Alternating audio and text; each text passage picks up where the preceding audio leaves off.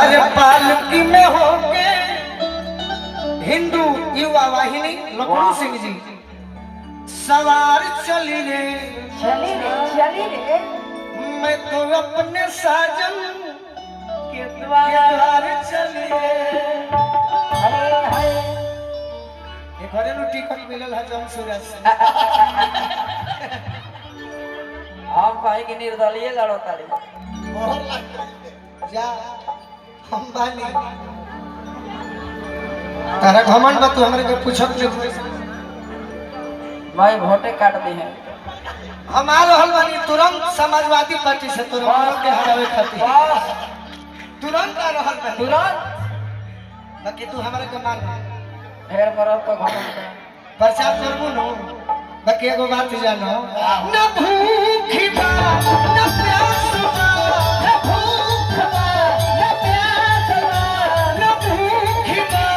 न प्यास बा न भूख बा न प्यास बा बस रोवेले झर झर झर झर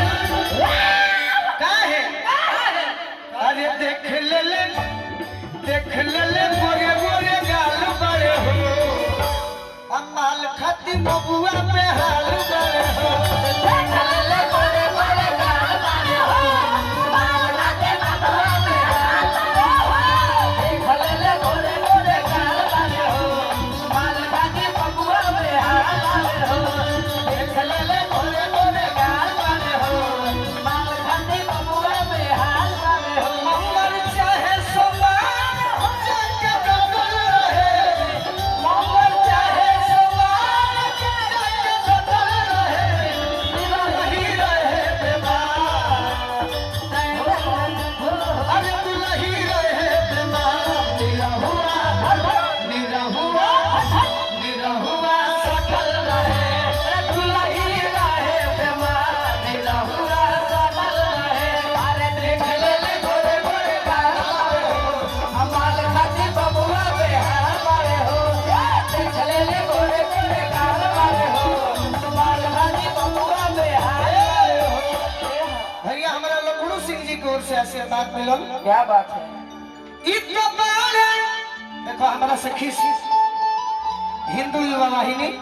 लखनऊ से हमारा से खीस में बोला चला माफ करी हम ना बोल गुटर और गुटर कौन है जो यूट्यूब पर जे चढ़ जाए इतना बारे कबूतरी के फेरा में पड़ल कबूतरी बुझे नहीं कबूतरी देखी बताओ तनी अंग्रेजी में लइके के कहल जाला प्यार एकरा से करेला हाँ जी का कहला डार्लिंग डार्लिंग हिंदी में कहला जान जान बाबू बाबू बेटा बेटा सोना सोना अब भोजपुरी में कबूतरी कबूतरी इतना बारे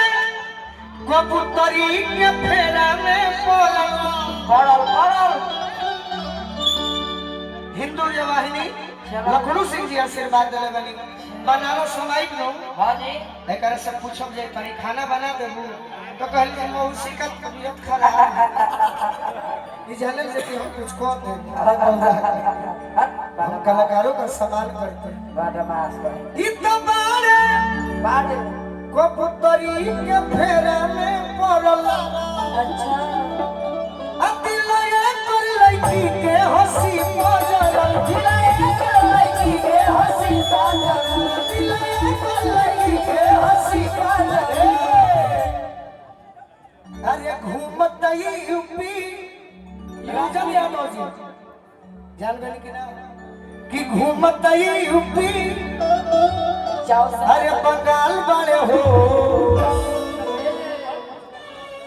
हम जब भी मुगल सराय आई नो तो विशाल जी के तो घर देख ले बनी स्टूडियो भी देख ले बनी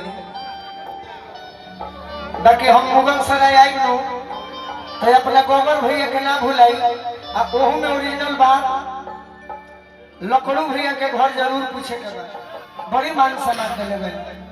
अरे ओरा रेलवे में बनी अरे घूमत यूपी बंगाल बड़े हो अच्छा अमाल खाती बबुआ बिहार बड़े हो बंगाल बड़े हो